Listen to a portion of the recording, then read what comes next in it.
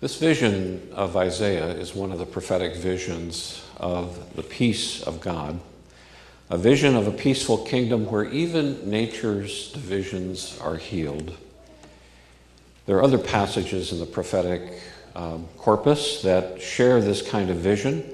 That famous vision in Isaiah, earlier in Isaiah in chapter 2, they shall beat their swords into plowshares and their spears into pruning hooks. Nation shall not lift up sword against nation, neither shall they learn war anymore. If you've ever been to the UN, there's a famous sculpture outside of the UN that's based on that message. And yet there's not a day that passes that war and conflict is not reported in our papers. The places may change. It may be Afghanistan, it may be the Central African Republic, it may be Syria, but the story stays the same. Brutality and destruction seems impossible to curb. When we think of the peace passages in the prophets, we often think of the kind of international ethnic and racial and religious violence represented by these conflicts, and the vision of the prophets is directed to a world in which such conflicts will become a thing of the past.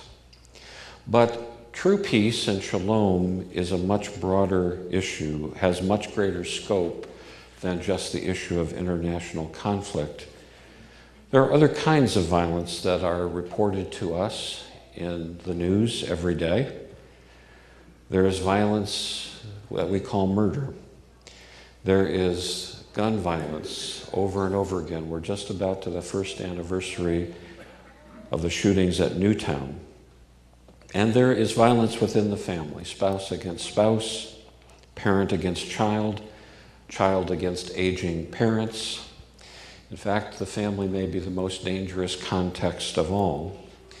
And maybe we shouldn't be surprised by that, because the first violence recorded in the Bible in Genesis 4 is brother against brother, a violence that is begotten shortly after the fall. There's a relationship between our fallen nature and the violence that we perpetrate against each other. And yet we are a people of hope. And so we live with passages like one in Micah that says, "And they shall live secure, for now he shall be great to the ends of the earth, and he shall be the one of peace." Or the one in Isaiah, "Let us go up to the mountain of the Lord, that he may teach us his ways, that we may walk in his paths." Or the passage from today, "They will not hurt or destroy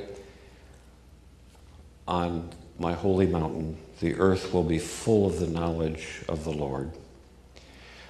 These visions recognize peace as the ideal expression of God's will, and Jesus in the Beatitudes points out that blessed are the peacemakers, for they shall be called the children of God.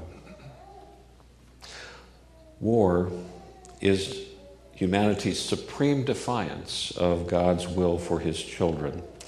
This past week I reread a famous sermon by Harry Emerson Fosdick, which he preached on what was called in that day Armistice Day in 1931, which was his to the unknown soldier for his participation in World War I. All of these prophetic passages have something that's worthy to note, and that is that the vision is only realized when God is in charge. "They shall live secure, for now he shall be great to the ends of the earth, and he shall be the one of peace." This morning I'd like to suggest to you that the way of peace has several parts to it. One is the seeking after wholeness. The seeking after wholeness. Shalom doesn't just mean the absence of conflict, it means the presence of wholeness. So if we want to work for peace, we have to work for wholeness in our world. And maybe the place to begin is not to concentrate on people far away, but the people close at hand. And the way that it happens is for God to be Lord in our hearts first. He can't be great to the ends of the earth until he is great in our own hearts. And so we have to begin with ourselves. We have to make God great in our lives. And the source of peace is living in God's law. A vision of peace has its basis in the instruction of the Lord. And so we have to begin with our relationships. We have to recognize not only that God values our life, but that God values the life of every other person. And we have to refuse to demonize and hate our enemies. And this can happen even in the midst of conflict. One of the most amazing stories historically to me is the story of what happened at Christmas in 1914, after the beginning of World War I. After months of trench warfare, on Christmas Eve, something amazing happened. And I want to read you some of the narrative of what happened along the Western Front on Christmas in 1914.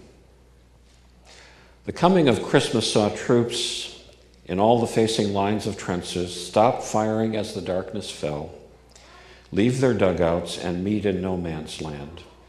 Usually it was the German soldiers who started, singing carols and lighting candles on the Christmas trees they had brought to their trenches, and then suggesting that the two sides meet in no man's land. One soldier named Bertie Felstead, who died at age 98 in 1996, said, "We met, we swapped cigarettes, we had a good smoke. We were so pleased to be able to forget the war. Hello, Tommy, hello, Fritz became the calls of the night. Cigarettes, cigars, beer, wine, cake, and chalk exchange. Carols were sung together. Names and addresses were exchanged with the promise to write once the war was over. This was my first real sight of them at close quarters," said another soldier. Here they were, the actual practical soldiers of the German army. There was not an atom of hate on either side that day. I spotted a German officer, some sort of lieutenant, I should think, and being a bit of a collector, I intimated to him that I had a fancy for some of his buttons. We both then said things to each other which neither understood and agreed to do a swap. I brought out my wire clippers and with a few deft snips removed a couple of his buttons and put them in my pocket, and then I gave him two of mine in exchange. Suddenly one of the Germans ran back to his trench and presently reappeared with a large camera. I posed in front of a mixed group for several photographs and have ever since wished I had fixed up some arrangement to get a copy. We parted, but there was a distant and friendly understanding that Christmas Day that there would be no conflict for the rest of the day. The last I saw of this little affair was a vision of one of my machine gunners, who was a bit of an amateur hairdresser in civilian life. He was cutting the unnaturally long hair of a docile German who was patiently kneeling on the ground while the automatic clippers crept up the back of his neck. Now, this story is repeated along the Western Front. Along a 27-mile area, there were 21 incidents like this. Some of them lasted only a few hours, some of them lasted a few days, some of them went on beyond New Year's. Just think, one British soldier wrote home to his family, that while you were eating your turkey, I was out talking and shaking hands with the very men I had been trying to kill a few hours earlier. We have to learn not to demonize and hate our opponents. You see, peacemaking is not just being passive. It's doing something active to resist violence. And in our daily lives, all the things that we do to resist violence add up, but they require creativity and discipline. I don't know about you, but when my kids were little, we'd take trips and they'd be in the back seat of the car and they'd start fighting. And I would hear, "She started it." You know, as a parent, I was really more concerned going to end it. And I think that's the way that God looks at humanity. God isn't so much interested in who started the problem. God is really interested in who's going to take the initiative to end the problem. People sometimes resist violence in their lives by simply locking the door, figuratively speaking, to the world, but we can also respond to the violence we see around us by engaging in active strategies that change the world and make it more whole. Now, I know that we live in an ambiguous time, the time between Jesus' first and second coming, and there will be conflicting demands of peace and justice, and it will be difficult. But we are people of hope, and we live with faith that God's intent will ultimately prevail. And it's important for us to have these visions because it's the visions that we have that drive our actions and behavior. We need to live out the vision of God's rule because when we do that, we make it so in our lives. And the starting point is to make God great in our own hearts. By making him king in our lives, we bring the world just a little bit closer to that vision of peace in the prophets.